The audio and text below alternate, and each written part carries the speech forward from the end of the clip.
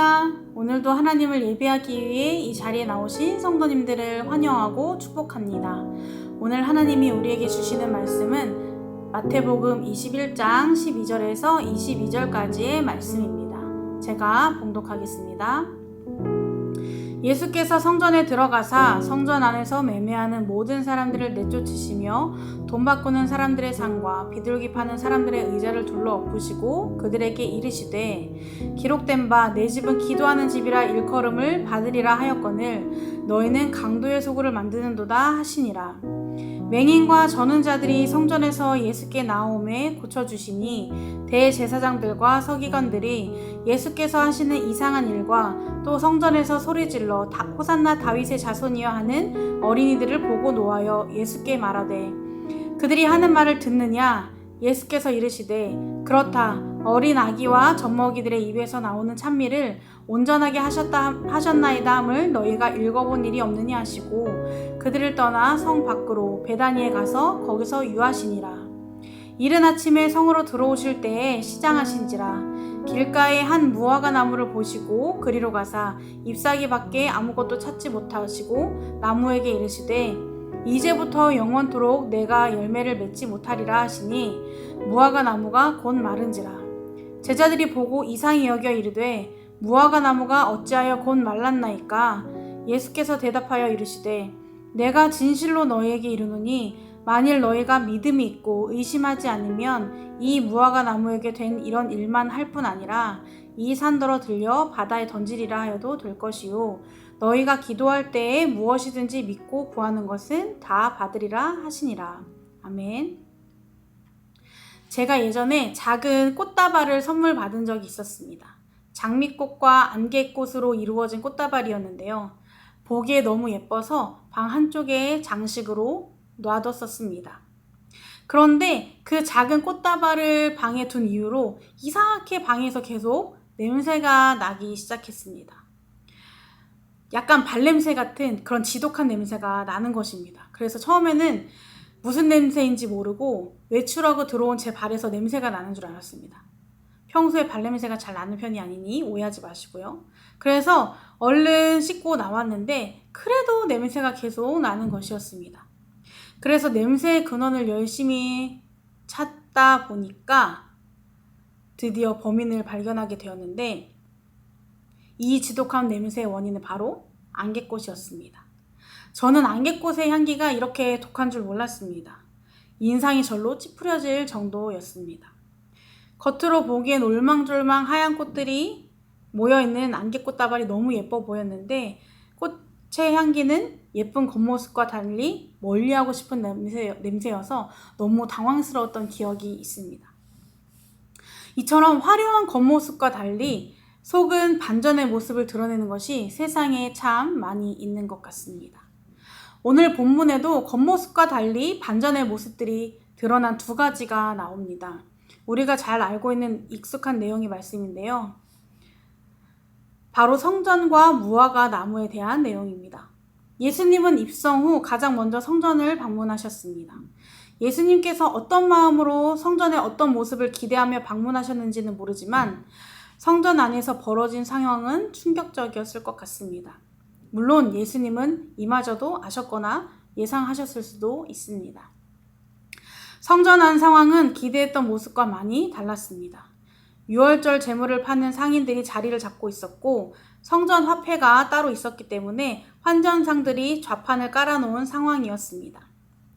유월절을 기념하기 위해 온 사람들과 그 사람들에게 제물을 팔고 또 돈을 바꿔주고 그렇게 물건을 사는 사람들, 파는 사람들, 또 제물로 끌려온 동물들이 뒤섞인 이런 상황 속에서 시끄럽고 무질서하고 또 보이지 않는 불법들이 일어나고 있는 강도의 소굴이 된 것입니다. 이 상황을 보신 예수님은 그곳을 갈아엎으셨습니다. 그간 예수님이 보이신 모습 중에서 가장 거친 모습이 아닐까 싶을 만큼 예수님의 분노가 느껴지는 상황이었습니다. 성전은 하나님을 예배하기 위해 기도하기 위해 모이는 거룩한 곳인데 본질의 모습을 잃고 그 의미가 퇴색되어 장사꾼들이 판치는 장소가 된 것입니다. 제사와 전통은 철저히 지켰지만 하나님을 향한 참 신앙과 경건은 사라진 지 오래고 더는 하나님의 영광이 머무는 곳이 아닌 강도의 소굴이 되었고 종교 지도자들의 탐욕과 권력 수단으로 전락한 것입니다. 그 모습을 본 예수님은 상인들과 동물들을 내쫓으시며 사람들의 욕심으로 부패하고 마비된 본 모습을 잃어버린 성전을 청결하게 하셨습니다. 그러면서 예수님은 자신에게 찾아온 맹인과 저는 자들을 고쳐주셨습니다. 새로운 성전이신 예수님이 성전의 주인으로서 그 참된 모습을 보여주신 것입니다. 그 와중에 예수님을 본 어린이들은 호산나 다윗의 자손이여 라고 소리를 치며 예수님을 찬양했고 예수님의 소리와 아이들의 소리와 예수님이 하신 일을 본 대제사장들과 서기관들은 받아들일 수 없는 상황에 예수님께 분노를 표합니다. 예수님은 그들의 분노를 받아치시면서 그들의 명예와 자존심에 직접적인 상처를 입히는 굴욕을 선사하십니다. 하나님의 영광이 가득해야 할 성전은 그 기능과 본 모습을 잃어버리고 더 이상 성전으로서의 가치를 잃게 되었습니다.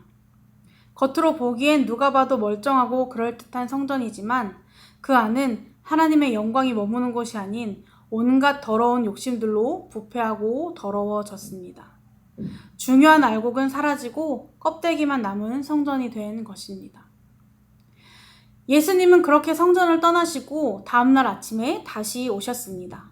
마침 시장하셨던 예수님은 길가에 있는 무화과 나무를 보시고 열매가 있나 보기 위해 나무로 가셨습니다. 하지만 잎만 무성할 뿐 열매는 보이지 않았습니다.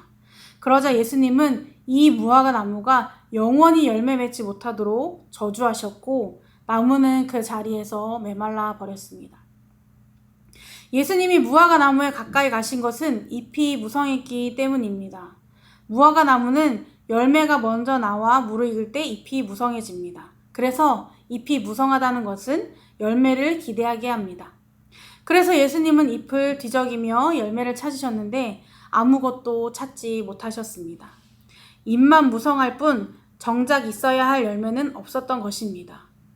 무화과 나무도 성전과 같이 보이는 모습만 화려하고 진짜 있어야 할 것이 없는 허울뿐인 나무였던 것입니다. 이 무화과 나무 사건은 앞서 예수님이 성전을 정화하셨던 사건과 연결해 볼 수 있습니다.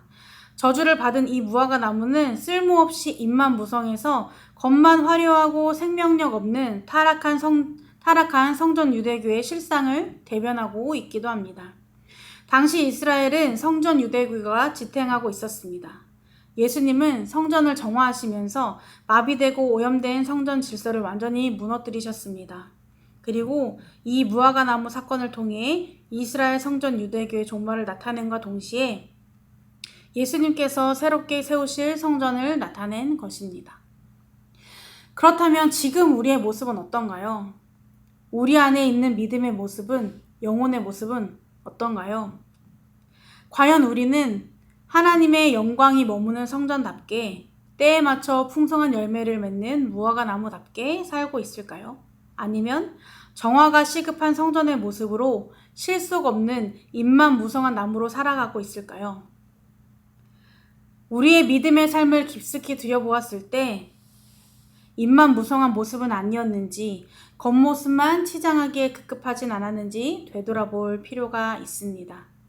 내면의 모습은 신경 쓰지 않고 그저 겉모습만 잘 보이기 위해 집중하진 않았는지 돌아보아야 합니다.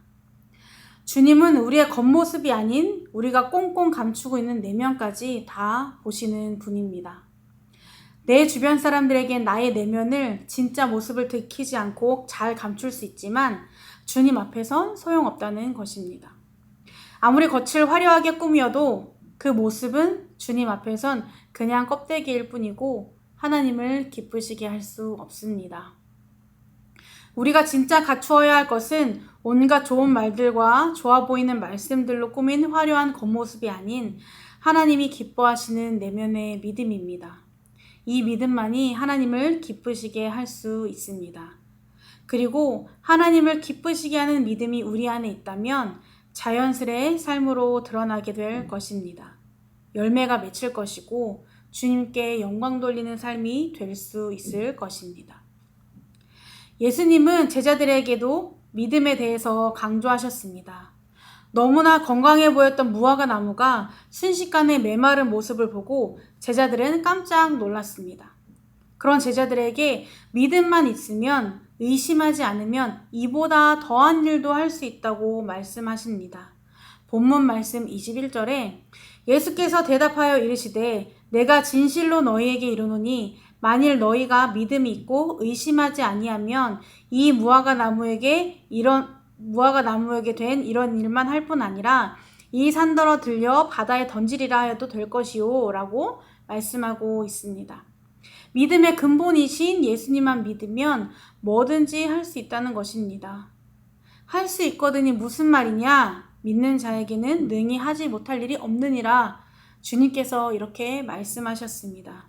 주님만 믿고 의지하면, 의심하지 않으면 예수님을 성전으로 삼은 믿음의 공동체는 무화과 나무를 마르게 하고 그 나무가 뿌리 내리고 있는 그 감람산까지 옮길 수 있을 만큼 하나님 나라의 역사를 구현할 것입니다.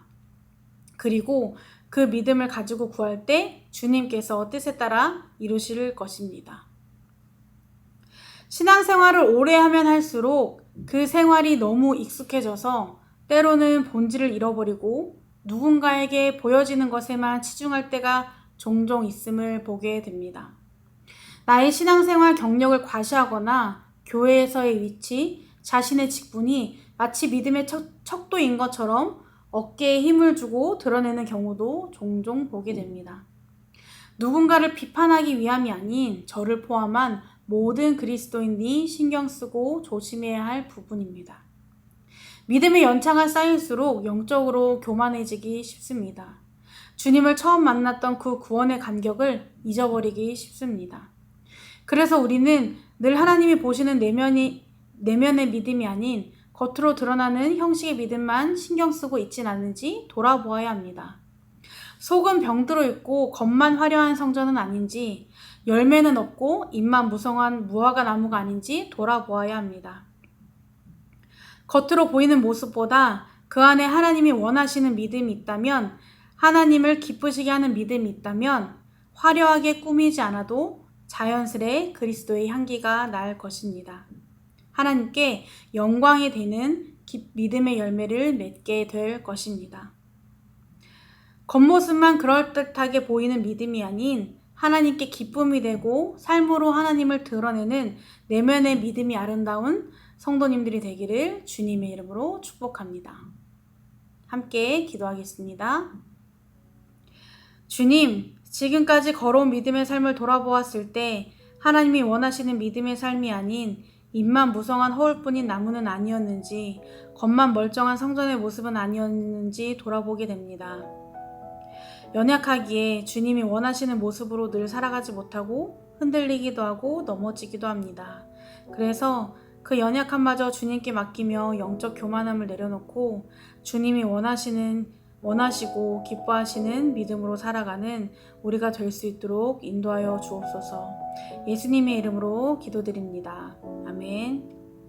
이 시간 두 가지 대목을 놓고 함께 기도하겠습니다. 먼저 내면의 믿음을 잘 가꾸어서 하나님께 기쁨이 되는 삶이 되도록, 그리고 두 번째로 화려한 믿음의 겉모습보다 내면의 믿음으로 그리스도의 향기를 드러내는 오늘이 되도록 이 시간 함께 기도하시겠습니다.